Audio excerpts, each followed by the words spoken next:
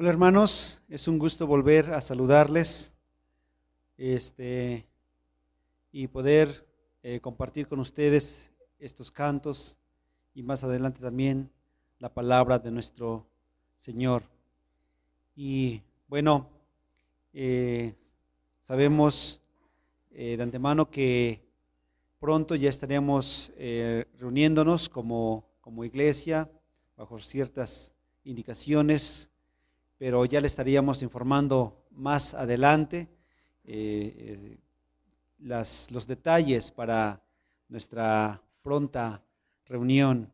Mientras llega ese día, podemos disfrutar de las alabanzas y disfrutar de la palabra de Dios, compartiéndola a cada uno de ustedes por este medio.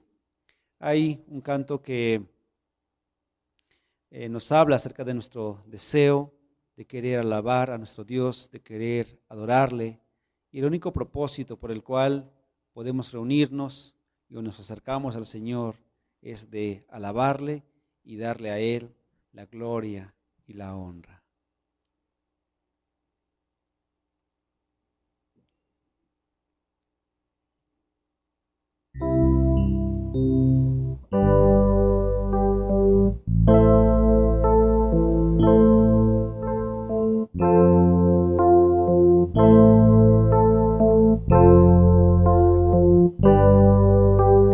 Vine a alabar a Dios,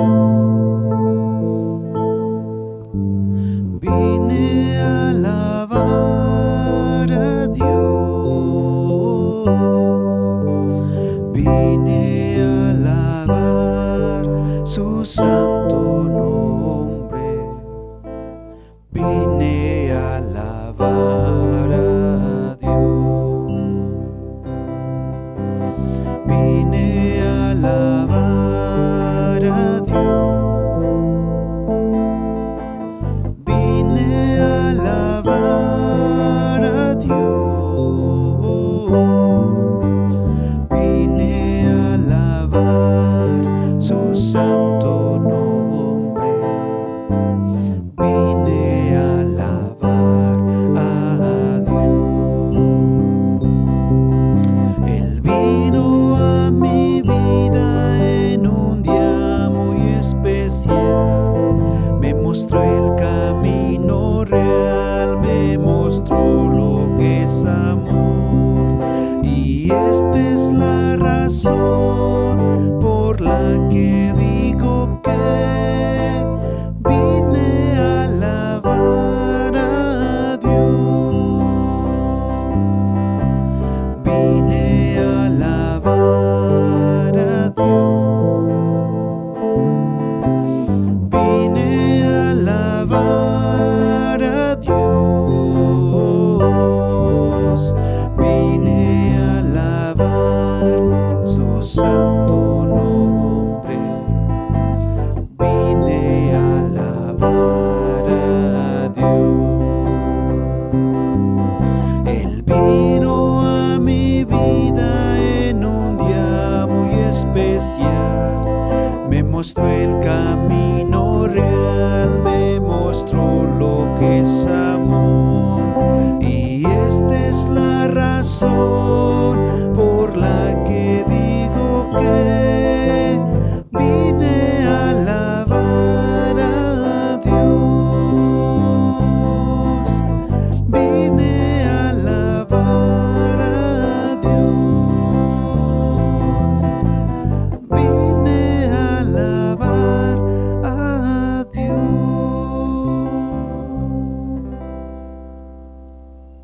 Qué maravilloso fue ese momento cuando el Señor llegó a nuestra vida y nos dio una nueva vida, haciéndonos nuevas criaturas, como dice su palabra. Un día, Él volverá por todas aquellas personas que les hizo renacer de nuevo y que les dio su espíritu. Anhelamos ese día glorioso, ese día maravilloso en que nuestro Señor regresará por cada uno de los que hemos creído en Él.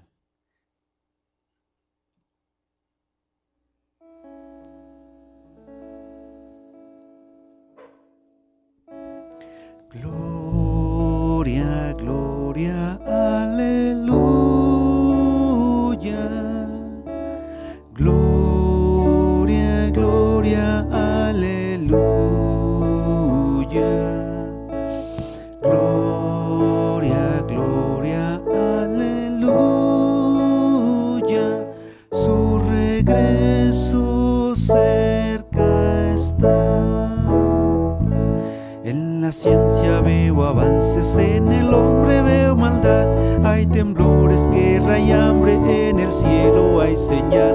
Sé que cuando esto pase, Cristo pronto volverá, su regreso cerca está. Gloria, gloria, aleluya. Gloria, gloria, aleluya. Gloria, gloria, aleluya. Su regreso cerca está. Ha salido ya la estrella, veo el sol que nacerá. Pronto iremos la trompeta que al Señor anunciará. Impaciente la iglesia clama, ven, regresa ya. Su regreso cerca está. Gloria, gloria, aleluya.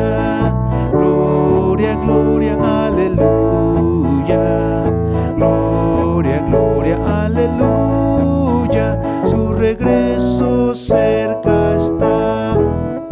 Vete al Rey que se aproxima, va pisando el lagar, y la copa de su ira pronto ya se colmará. Ay de aquel que en esta vida no ha aceptado su bondad, su regreso cerca está. Gloria, gloria, aleluya. Gloria, gloria, aleluya. Gloria, gloria, aleluya. Su regreso cerca está. Gloria, gloria, aleluya. Gloria, gloria, aleluya. Gloria, gloria, aleluya. Su regreso cerca está.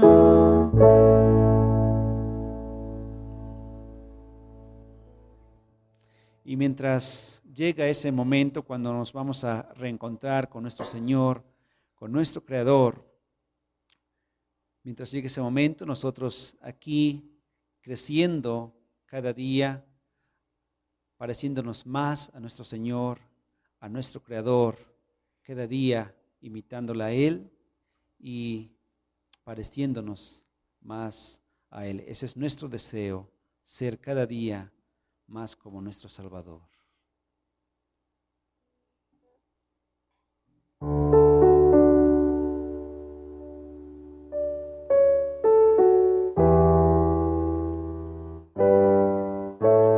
De gloria en gloria te veo,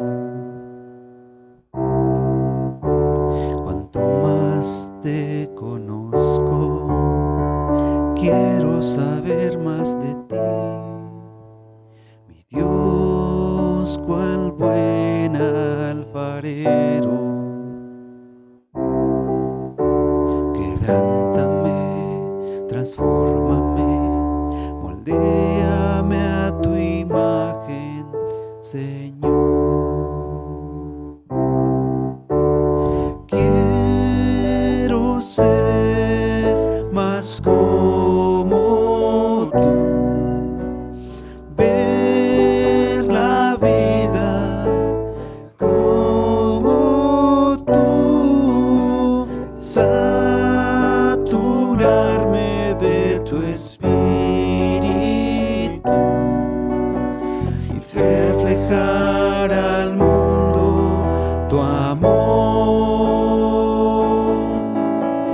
Quiero ser más como tú, ver la vida como tú, saturarme de tu espíritu y reflejar al mundo tu amor. De gloria en gloria te veo, cuanto más te conozco, quiero saber más de ti. Mi Dios, cual buen alfarero,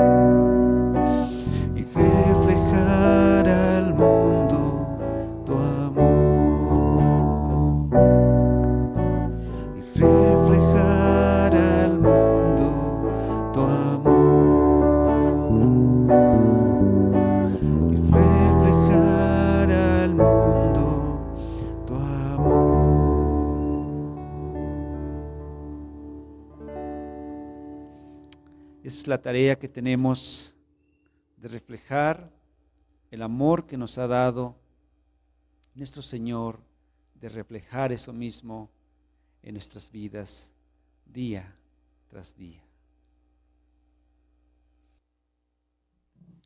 Bien, hermanos, hemos llegado al tiempo de la palabra de nuestro Dios, así es que les invito a que abramos nuestras Biblias en Mateo capítulo 21.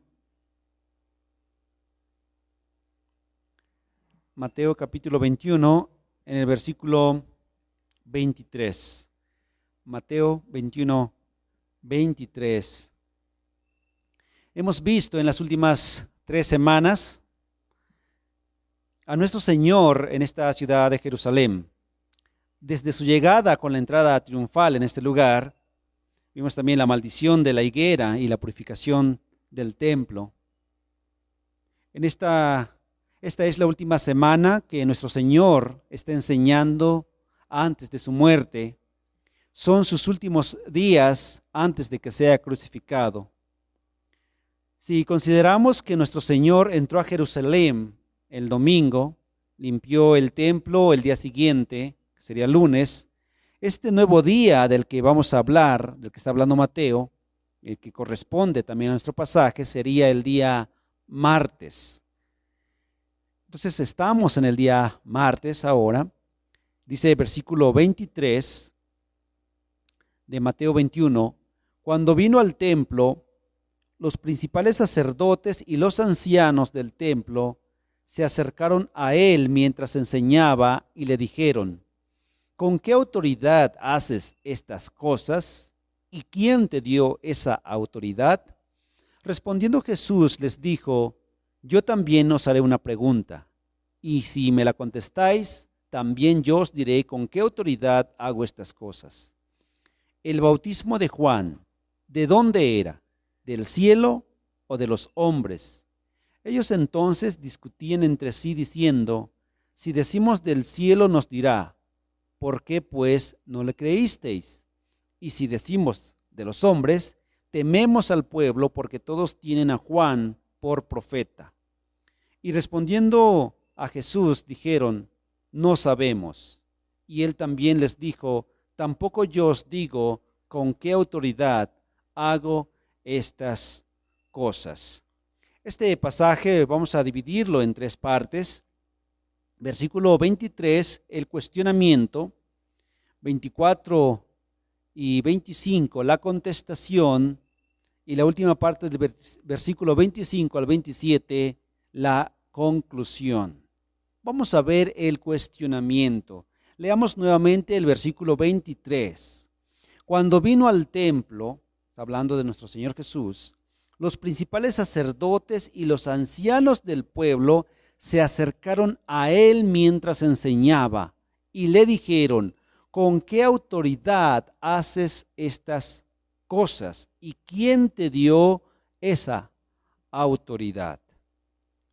Después que nuestro Señor limpió el templo, por la tarde regresó a Betania. Y una vez más les quiero comentar que en ese momento se acercaba la Pascua, había mucha gente en ese lugar, y entonces Jesús, nuestro Señor Jesús, con sus discípulos iban a Jerusalén a enseñar y por la tarde se regresaban a Betania.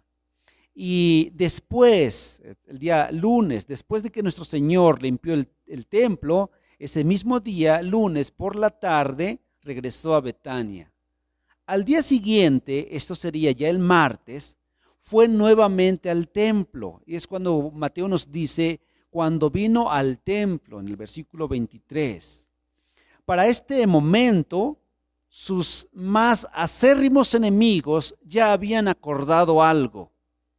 Estaban buscando la forma de cómo poder prender a nuestro Señor, cómo poder agarrarlo e encontrar un error en sus acciones o en sus palabras para poder tenerlo como prisionero, para poder tomarle. El día anterior, otra vez el día lunes, ninguno de ellos se había atrevido a decirle algo cuando nuestro Señor estaba volcando las mesas, echando fuera a toda esa gente del atrio del templo. Nadie se atrevió a decirle nada. ¿Por qué? Porque vieron a Jesús decidido, a Jesús con una autoridad divina haciendo y limpiando el templo. Pero ahora, estos principales sacerdotes y ancianos están juntos. Ahora tienen un plan. Han esperado para que el Señor regrese a Jerusalén. Y se enteran que Jesús ya está en el templo nuevamente enseñando. Ahora el templo está limpio. Hay espacio para caminar. Hay el silencio suficiente para poder enseñar. Y ahí vemos a la gente que sigue a Jesús, que en verdad desea aprender más de Dios. Mientras tanto, los principales sacerdotes y los ancianos del pueblo se acercaron a él mientras enseñaba. Habían planeado esto tal vez toda la noche. Después de que el Señor limpió el templo y nadie se atrevió a decir ni una sola palabra, ni los principales sacerdotes, ni los ancianos, nadie se atrevió a decirle nada a nuestro Señor. Ahora están juntos. Posiblemente por la tarde estuvieron planeando cómo poder tomar a Jesús.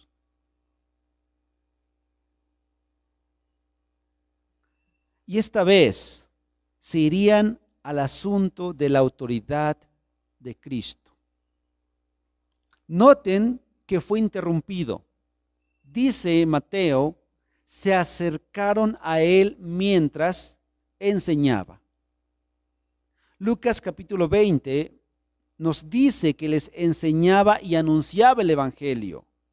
Esta interrupción por parte de los sacerdotes y de los ancianos no fue solo una falta de respeto. Nosotros entendemos bien, podemos entender bien que es incorrecto interrumpir a alguien cuando está diciendo algo, cuando está hablando, a menos que sea con el propósito de reclamarle o de llamar la atención. Ellos lo hicieron con la intención de llamar la atención de la gente. El plan era eso, llamar la atención y lanzar la trampa que ellos habían planeado toda la noche. Ese plan malvado, ese plan perverso, ese plan que no los dejó dormir y que habían hablado toda la noche para poder buscar si había alguna forma de poder tomar como prisionero, aprender a nuestro Señor. La trampa consistía en dos preguntas. ¿Con qué autoridad haces estas cosas? ¿Y quién te dio esta autoridad? En el mundo judío había ciertas costumbres, ciertas tradiciones. Una de ellas es que para que un hombre pudiese llegar a ser un rabino, un maestro, debía ser enseñado por otro maestro reconocido. Esta educación tardaba años. Después de esos años, habiendo sido enseñado a los pies de tal maestro, este maestro le daba autoridad a su discípulo, es decir, era ordenado. Y ahora el nuevo maestro podía enseñar y hacer otras cosas con la autoridad recibida. Jesús nunca tuvo una educación como esos maestros. Y ellos, este grupo de principales sacerdotes y de ancianos, esperaban que contestara eso. ¿Qué ganaban con todo esto? Recuerden que la gente en este momento está atenta a lo que los principales sacerdotes y ancianos están diciendo. Mientras nuestro Señor iba caminando y atrás la multitud e iba enseñando, fue interrumpido por estos hombres, los sacerdotes y ancianos. Y entonces la gente quedó atenta a lo que le iban a decir. Lo interrumpieron. ¿Para qué? ¿Qué le van a decir? Entonces la gente estaba atenta a lo que estaba sucediendo allí.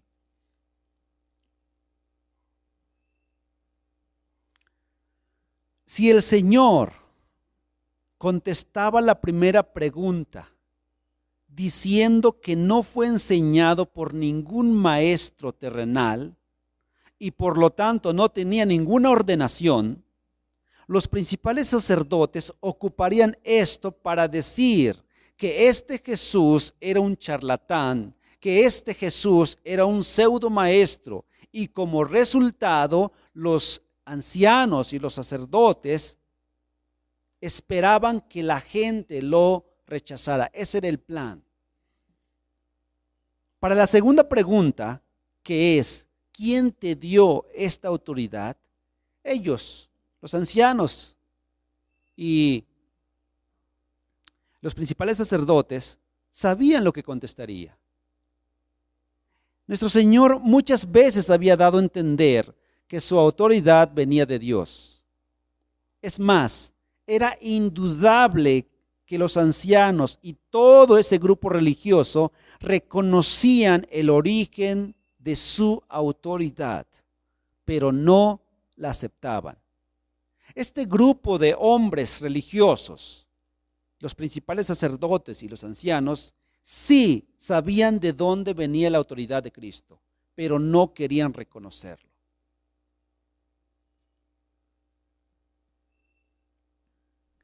John MacArthur comenta acerca de este pasaje y dice: aunque no reconocían la fuente y la legitimidad del poder de Jesús, nunca cuestionaron que lo tuviera. Era innegable que esa autoridad era poderosa e inaudita. Nunca nadie había curado a tantas personas enfermas, expulsado a tantos demonios o resucitado a personas de entre los muertos como Jesús lo había hecho. Los milagros eran tan evidentes, tan numerosos y tan bien documentados, que los dirigentes religiosos nunca dudaron que Jesús lo realizara, habiendo visto muchos de ellos con sus propios ojos.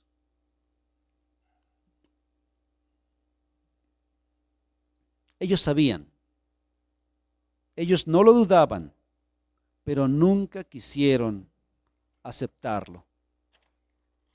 Pero esta vez, este mismo grupo esperaba esta respuesta para atraparlo, acusándole de blasfemia al otorgarse esa atrevida declaración que su autoridad venía de Dios e igualándose a Dios. Entonces, si él hubiera contestado de esa manera, aprovecharían esto para tomarle como blasfemo.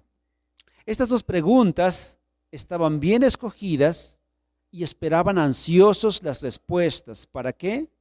Como hemos mencionado, para restarle credibilidad y que la gente lo rechace porque no tenía una ordenación formal, y para aprenderle por blasfemia. ¿Cuál fue la respuesta de nuestro Señor? Veamos la contestación, versículo 24. Respondiendo Jesús les dijo: yo también os haré una pregunta, y si me la contestáis, también yo os diré con qué autoridad hago estas cosas. El bautismo de Juan, ¿de dónde era? ¿Del cielo o de los hombres? En primera instancia parece que el Señor está evadiendo la pregunta, pero no es así. No es así en lo absoluto. El Señor sabe de los planes de estos hombres perversos. Lo que el Señor está por hacer es realmente asombroso. Solo Dios puede exhibir las profundidades del corazón del hombre. Para Cristo no era ningún problema decir lo que muchas veces ya había dicho y que continuaría diciendo. Él había dicho muchas veces que el origen de su autoridad provenía del Padre, provenía de Dios y que Él es Dios. Así que, con su sabiduría divina, el Señor volteó la pregunta y la trampa que ellos habían planeado cayó sobre ellos. En un sentido, la jaula que habían preparado para atrapar a Jesús estaba cayendo sobre ellos. Conociendo el malvado plan de sus enemigos y también aprovechando de la multitud que estaba allí, dijo: yo también os haré una pregunta, y si me la contestáis, también yo os diré con qué autoridad hago estas cosas. Y les habla acerca del bautismo de Juan. Si el bautismo de Juan era de Dios o era de los hombres. Parece ser una pregunta sencilla e intrascendente, pero tiene mucha profundidad. El plan que tenía este grupo de ancianos y líderes principales sacerdotes era desacreditar al Señor frente a la multitud y de tomarle para matarle por blasfemia. Ahora, este plan había caído. Ahora, esto que buscaban había salido al revés.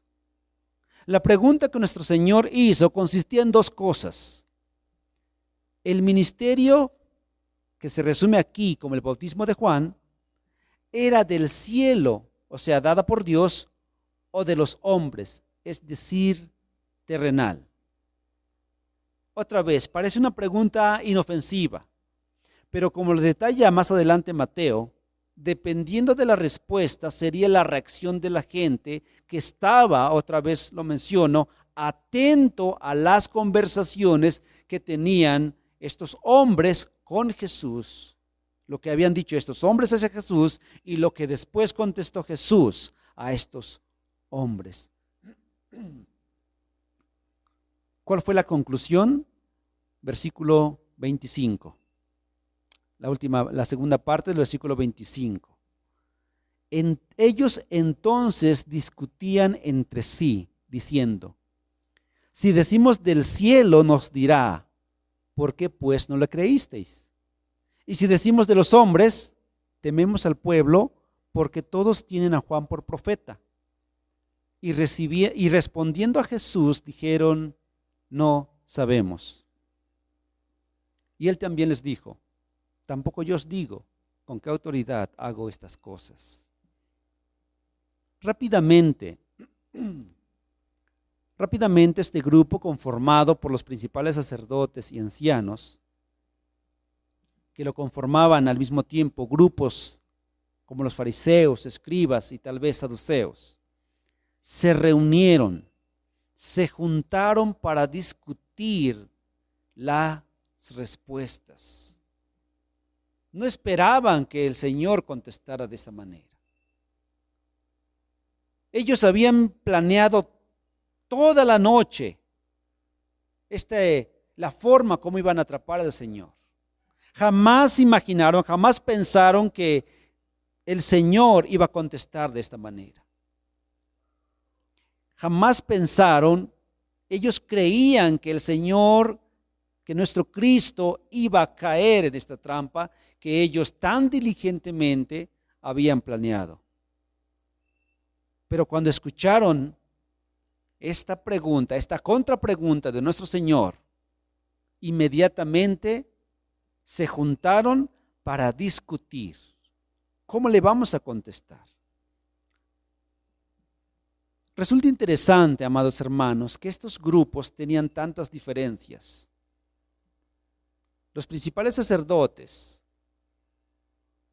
y los ancianos, que era conformado por fariseos, por los escribas y posiblemente saduceos, tenían muchas diferencias doctrinales, de costumbres, etc.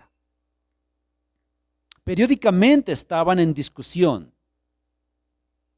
pero increíblemente ante Cristo se reunieron, se unieron para tratar de deshacerse de Él. Nuevamente quiero citar al hermano que cité hace un momento, y dice: toda religión falsa tiene el común denominador de obras de justicia y salvación por logros humanos. Por naturaleza, este tipo de religión opuesta al verdadero evangelio se siente ofendida por un evangelio de logro divino por medio de Dios en Cristo. A pesar de que las religiones del mundo están divididas por enormes diferencias en teología y práctica, todas ellas encuentran una base común contra el evangelio de Jesucristo, tal como lo hicieron los religiosos judíos en el templo. Pueden presumir de honrar a Cristo como profeta, gran maestro, o incluso como uno entre muchos dioses. Pero con vehemencia se oponen a la verdad de que Él es el único Salvador y que ninguna persona puede venir a Dios a no ser por medio de los méritos del sacrificio de Cristo. Así es la religión, o así son las religiones. Pueden estar en desacuerdo en gran parte de su teología, en gran parte de su práctica, pero se oponen completamente al evangelio de nuestro Señor Jesucristo, a la salvación por fe y por gracia, a la salvación por medio de los méritos del sacrificio de nuestro Señor. Así son las religiones. Y vemos aquí a estos grupos que, aunque tenían muchas diferencias, ahora los vemos juntos porque están atacando al único Dios verdadero, a Jesucristo. Y entonces, regresando al pasaje, vemos a estos grupos discutiendo entre sí. ¿Cuál era esa discusión? ¿De qué estaban diciendo? Ellos decían: si decimos del cielo, ante la pregunta de Jesús, la pregunta fue: el bautismo de Juan, ¿de dónde era? ¿Del cielo o de los hombres? Y ellos decían, ya juntos, ahí reunidos, los principales ancianos, los escribas, los fariseos, estaban allí juntos, discutiendo, diciendo: si decimos del cielo, nos dirá: ¿por qué pues no le creísteis? Ellos no creyeron al ministerio de Juan el Bautista. Ellos le rechazaron también, como estaban rechazando a Jesús. No le hicieron caso. Entonces no podían decir del cielo, porque sabían que Jesús les iba a decir esto. Si era del cielo, ¿por qué no le hicieron caso? Ahora, la otra respuesta, solamente había dos opciones: del cielo o de los hombres. Si ellos decían de la tierra, si decimos de los hombres, tememos al pueblo porque todos tienen a Juan por profeta. No podían decir ninguna de las dos respuestas, porque con la primera, si es de Dios, si es de los cielos, la reclamación, porque no le hicieron caso. Si decían de los hombres, la multitud que estaba allí tenían a Juan el Bautista como verdadero profeta. Y si estos líderes religiosos decían era simplemente de los hombres, la multitud iba a enojarse, y Lucas nos dice que temían porque esta multitud era capaz de apedrear a estos líderes religiosos. ¿Cuál fue la conclusión?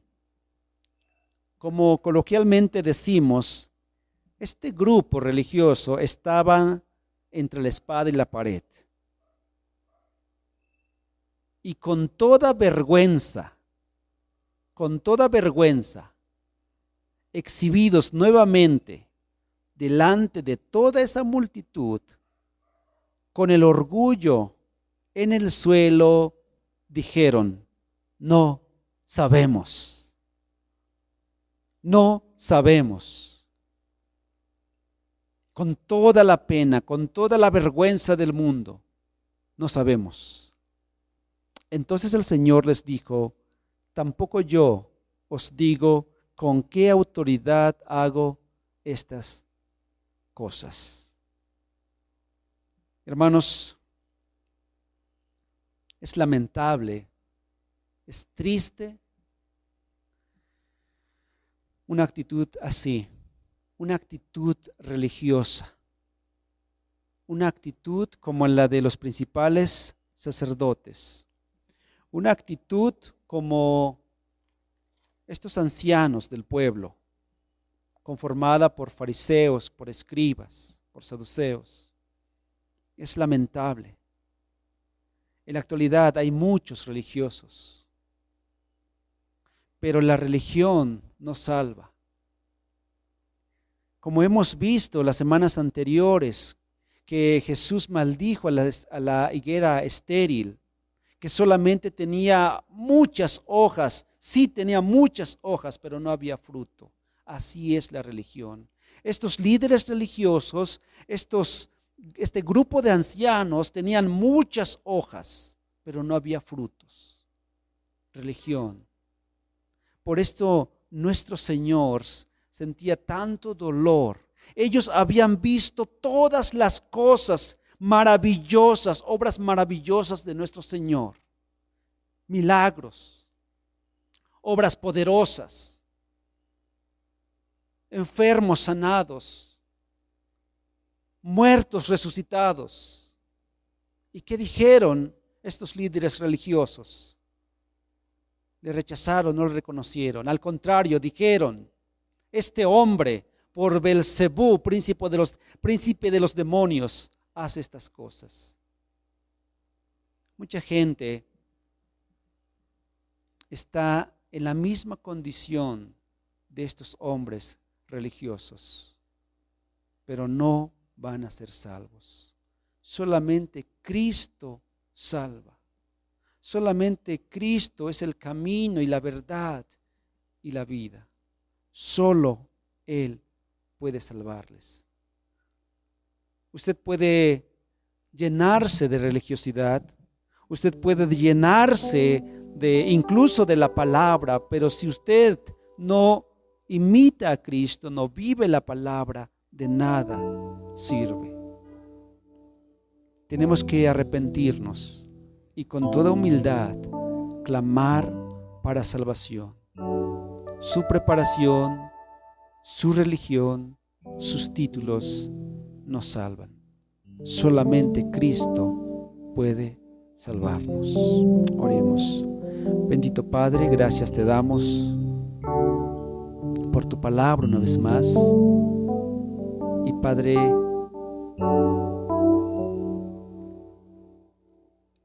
que podamos en verdad vivir tu palabra, vivir de esta manera como Cristo nos enseñó,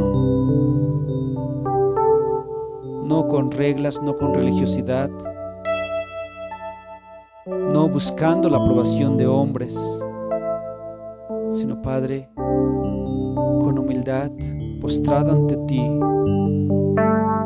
reconociendo que no somos nada, ni dignos de adoración, ni dignos de adorarte. Padre, que día tras día podamos crecer y vivir conforme a tu palabra. Guarda tu iglesia, en el nombre de Jesús oramos.